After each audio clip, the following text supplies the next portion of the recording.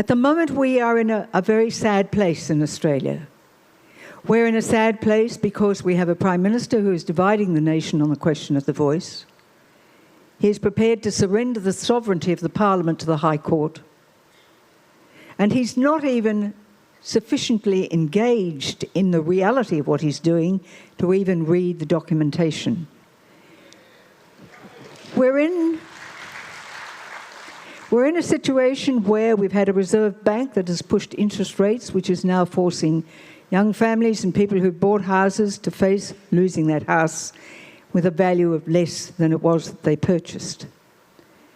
We're seeing petrol, and this morning I listened to the Prime Minister and he was asked the question, how much is a litre of petrol? And he said, oh, I don't really fill up my car, but last time was about $1.80. Really? Really? He didn't know that it was around $2.20, or if you want 98, you can pay $2.47.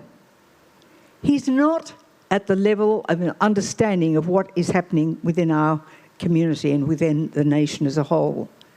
So we've seen interest rates being pushed up to curb inflation, but at the same time, you've seen fiscal policy, government expending, pushing up wages to the extent that within aged care, with those wage rises, the NDIS now is losing people who are working as carers to the aged care because he's pushed up one wage, whereas the other one had been higher before.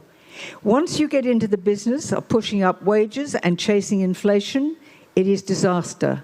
You might actually receive more money, but you'll buy less with it because it's worth less.